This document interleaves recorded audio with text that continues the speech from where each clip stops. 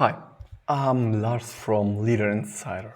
In the next 40 minutes, I'm going to talk about the golden nuggets from opportunity from even packing.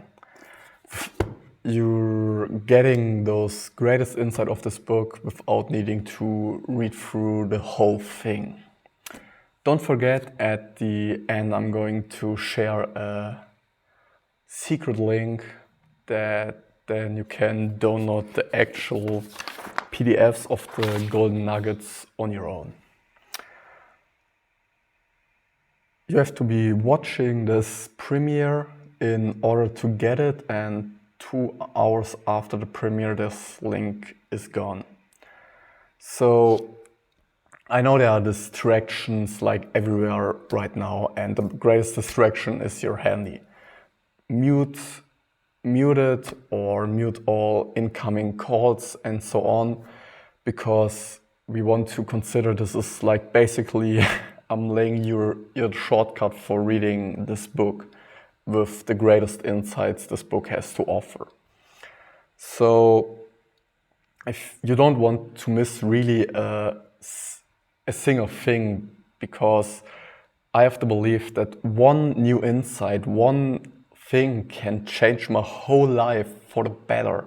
And the greatest thing about it, if I can change my life, I certainly can change the life for the people I love even much more. So turn off your cell phones, mute them, and throw them away. If you're watching this on a cell phone, please don't do it. So you're probably wondering why I'm qualified to teach about this topic. What this book has to offer, and this is really a great example. When I read a book, I mark like everything I find interesting with a text marker, and then I read through a book like 3 more times and asterisk those passages I find interesting.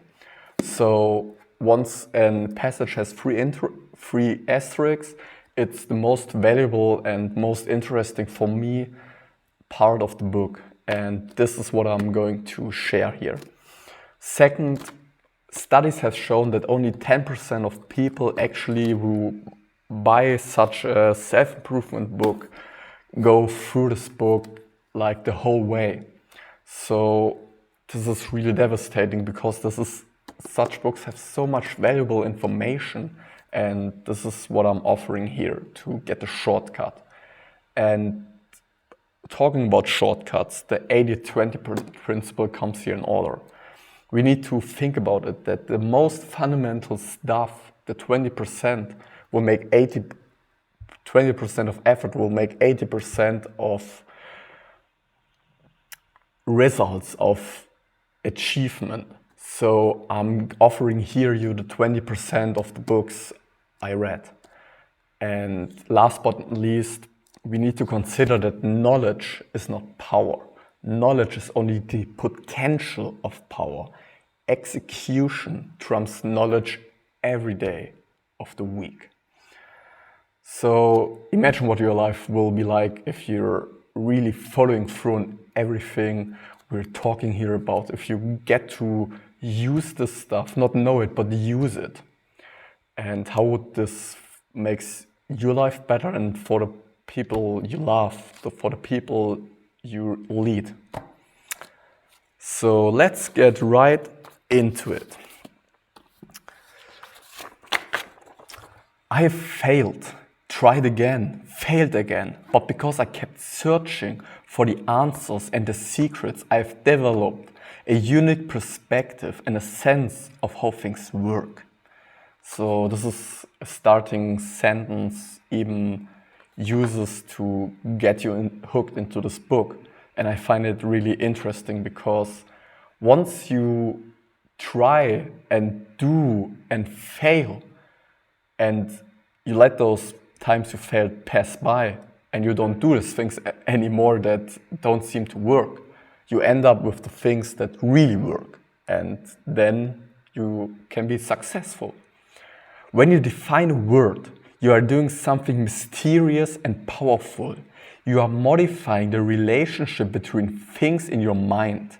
You are making and modifying meanings. Because most of us establish the meaning of most of the words we use unconsciously. You might say that we carry around general definitions rather than precise definition. And he told actually about a really great example. Dictionary.com says opportunity is a set of circumstances that make it possible to do something. So if we use words, if we use language in our day-to-day life, this has a tremendous effect of how we behave, of how we feel. So for example, the word decision. It's what is a real decision? What does deciding means? So the official root of the word decisions comes from Latin and means to cut off any other possibility. So if you said you decide to work out every single day, but there's this one day where you feel sore and it's everything's just effed up, you didn't decide. You just held preferences. You did not cut off any other possibility. To decide, to make a real decision, is to follow through continuously on what you decided upon. Otherwise, you only told yourself preferences. So now using the word decision would be a whole nother meaning you have attached to it. And this is the power of the definition of words. An entrepreneur is someone who takes resources from a lower level of productivity to a higher level of productivity. Basically really simple, to increasing the value of something, of anything. This is what an entrepreneur does. Imagination is more important than knowledge, for knowledge is limited, whereas imagination embraces the entire world, stimulating progress, giving birth to illusion. So, if we imagine things, if we start to really be a visionary, if you start to have a vision for how our life should be, how we'll lead our company, how we're going to serve the people around us, this is what will make a difference. Because if we only act upon knowledge is limited. We can't possibly know everything. And one of the most crucial factors is if you stack up knowledge, all this knowledge is hindering you on actually doing those actions you need to take. Game designers and marketers know that if we are giving an emotional taste of a potential reward, it's enough to focus on entire being on the opportunity. Our entire being on the opportunity. So I played for several years League of Legends. And what happens there is there's right now a system where you can unlock a champion or a skin, just a more beautiful cover than this basic thing, like wrapping it up in a more beautiful design. And how you're going to get it is through two ways. First, you're getting it through a key. You get a key, you can unlock keys, but you also need to unlock chests. So if you get a key, you have the potential of getting a skin, and then you're thrilled to get the chest. And then you're playing more to actually unlock the chest. What a concept. If you know how to discover and create bigger opportunities, you can leverage your time, attention, and other resources to create much bigger success. This is basically a thing we all need to consider. Hey, leverage your opportunities, decide upon them, and then create it. When I say opportunity will increasingly come from unexpected places, I don't just mean in terms of novel geography or life experiences. I also mean that opportunity will come more and more from unexpected combination. So this is basically a really innovative dilemma, because most of the new innovation we create in our society does not come from inside an industry, but because outsiders had a different point of view of how this industry works. So let me give you an example.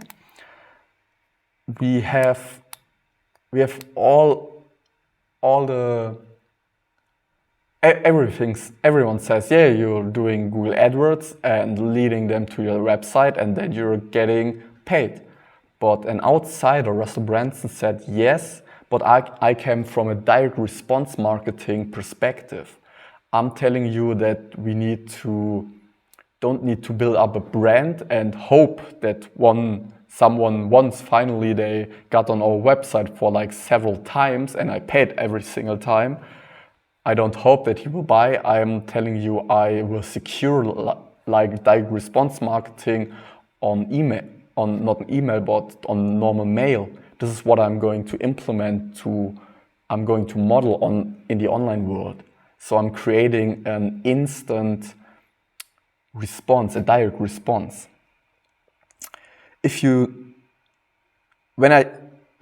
Opportunity is what you bring to reality, not what reality brings to you. You're responsible for the amount of opportunity in your life. So it's like the RAS, the reticular activating system. You see what you're looking for. Just look around your room and search for everything that has the color brown.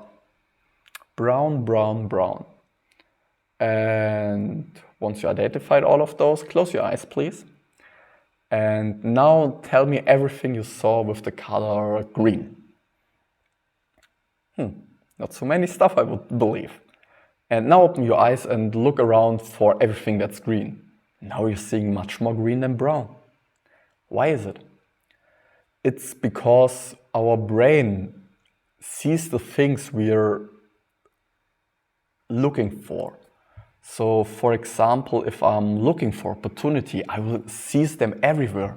But if I'm looking for, there's no opportunity, or there's just only bad opportunities, I only see the bad ones.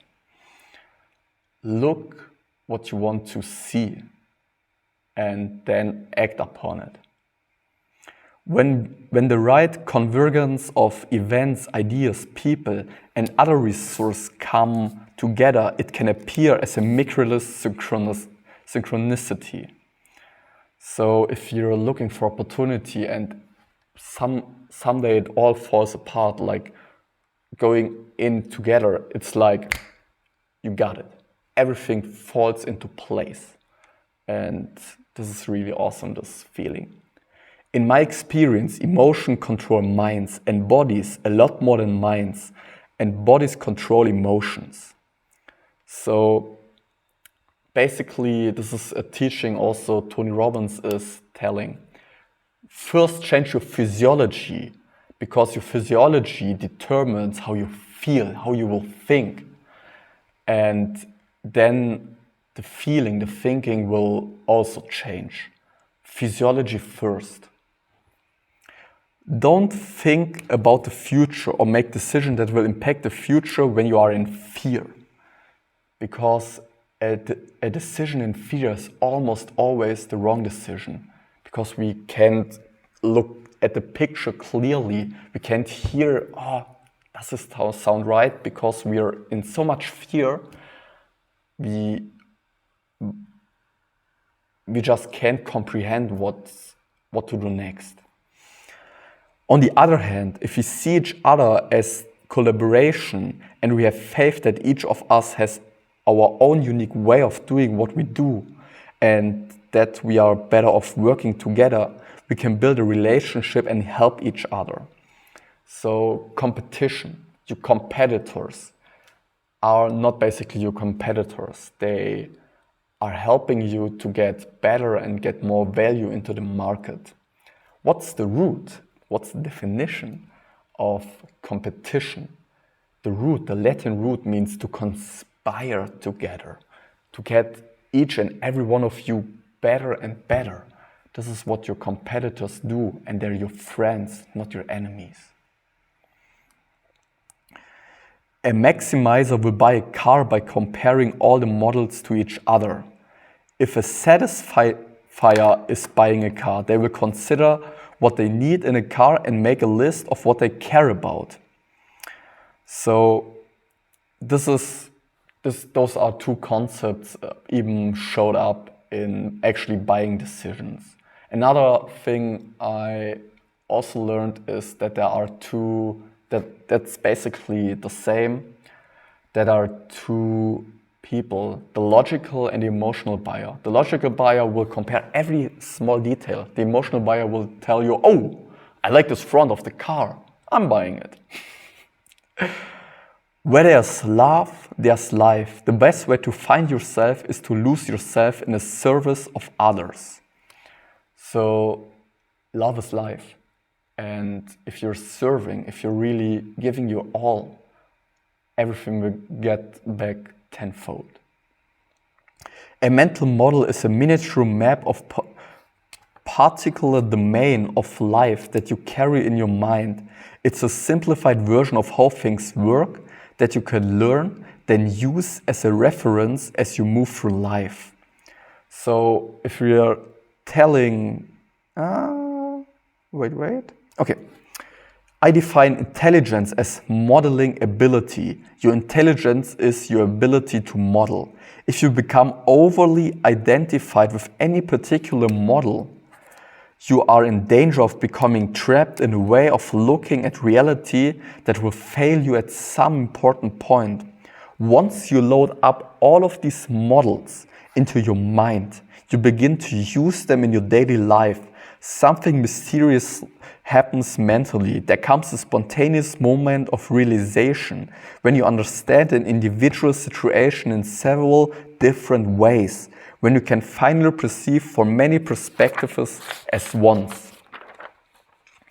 So if we end up stacking all these models in our world, we can finally conceive a model of our world that if anything new happens, you can say, oh, this is like this, and because of this, I understand it. Through modeling, we really learn stuff. It's like when I was in high school, I had a letter that wanted a teacher that wanted to teach me how Widerstände. Wait a minute. How resistors work. So for 3 years I didn't understand it, but then there came this one teacher, and he said, hey man, a resistor is nothing more than a pipeline where water flows through. You have the stream of water, and then you have this little wheel that blocks some of the water out so not as much comes through. This is what a resistor does, and then it finally clicked. He took a model I already understood and translated it to another model that I didn't understand to get the linkage up. And once you understand so much models in your world, everything will fall apart and you're like seeing the world on a whole nother level. Is this knowledge or skill likely to get more valuable in the future? Will this knowledge or skill increasingly open doors for more opportunity? This is the question even Pagan asks himself, is if he's creating new opportunity, if he's looking for new opportunity, and great questions to consider. If you want to learn a new skill, like for me, creating videos. Oh, this is a skill because online videos are everything. I like to watch videos as well, but much more likely I'm going to watch a video instead of reading a text paragraph. Speaking of learning new skills and knowledge, the best way to learn something new is by doing it. So, like I'm always saying, knowledge is potential power. Execution is true power. Learning equals behavior change. If your behavior hasn't changed, then you haven't learned. The model of mass assembly line education to prepare people for mass assembly line work is in its final hours. It's like the whole ongoing basis of our educational system. It doesn't work out anymore. And it's like when someone finally educated and he's out of university or out of school and he begins to work, he needs to adjust like tremendously because the work environment is so much different from the school environment. And what's the problem? You need to teach them how to work in this other environment. I walk through the world now assuming that most people can see most of what I can see. This basically means that he's referencing to all these models he added up in his lifetime and creating a whole nother model of the world to conceive things other people cannot conceive. The next step on the path to success is usually not obvious and it's typically counterintuitive. So this is really interesting because no, turn around, no, I need to adjust, wait a minute. So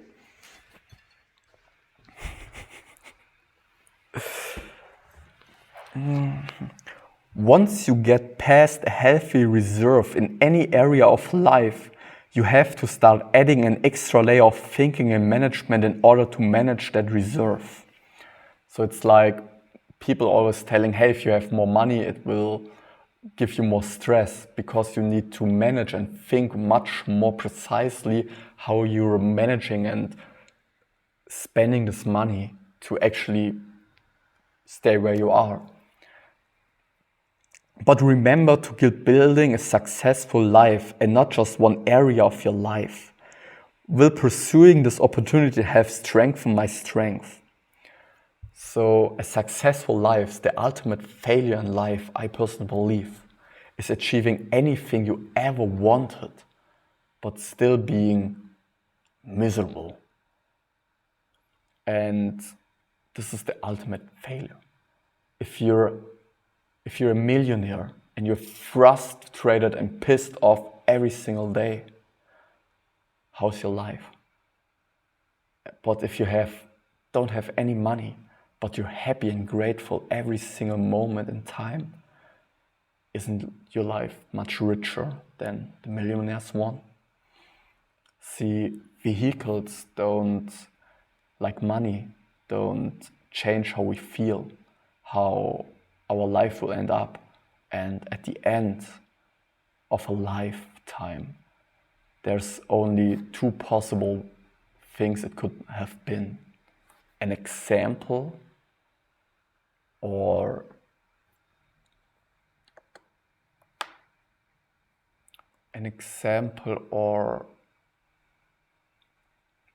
I don't get the word right now. Example or wie heißt's? Example or warning.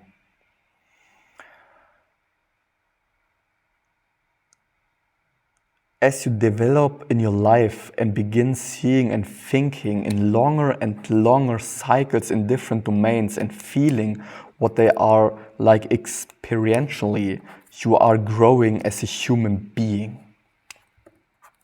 So basically this is really interesting because if I right now have several domains playing, creating, contributing my life to, because they all on their own specific terms fulfill myself.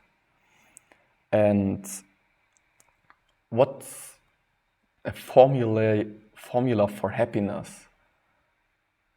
Growth, progress makes you happy.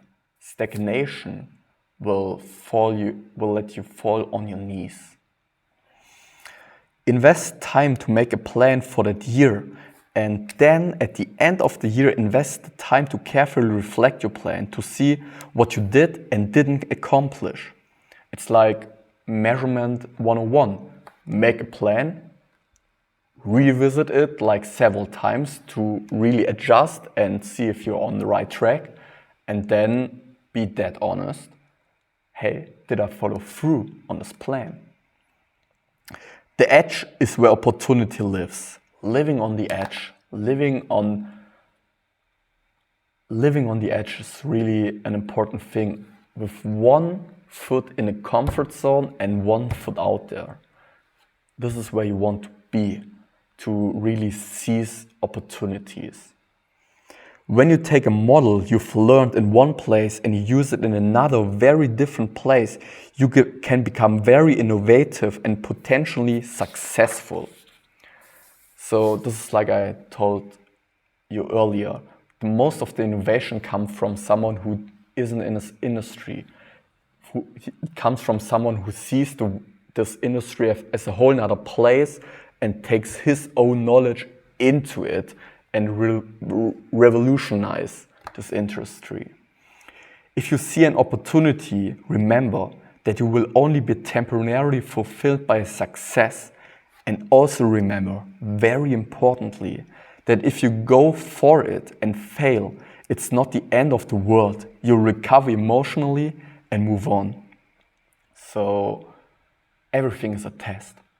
Everything a marketing guy is, he's testing. And if it doesn't work, he tests again and again and again. But until something will work out. Warren Buffett has a rule of thumb.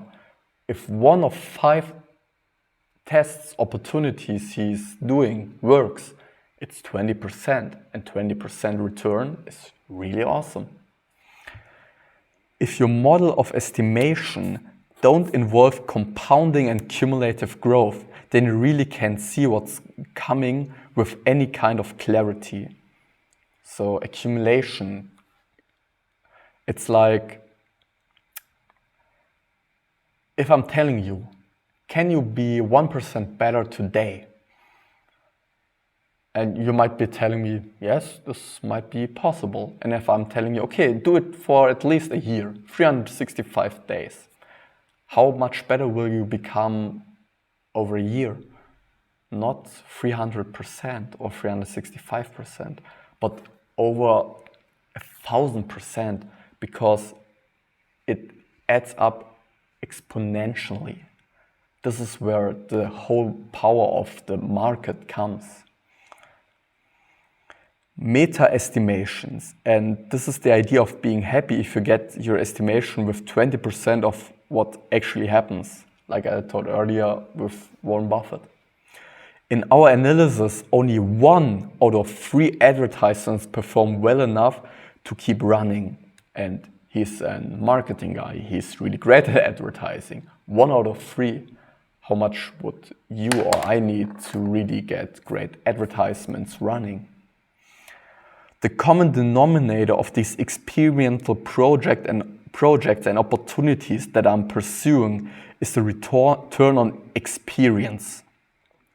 So everyone can take away your wife, your money, your house, but what no one can take away from you is the human being you have become. And isn't it funny that when a really rich guy gets to be bankrupt, he's up there in like such a short period of time because he knows all this stuff and it just was a fail, and then he's doing it all over again. And if you don't stop ever following your dreams, you will conceive them, you will create them. The only impossible journey a human being can take up on is the one he gives up on actually fulfilling.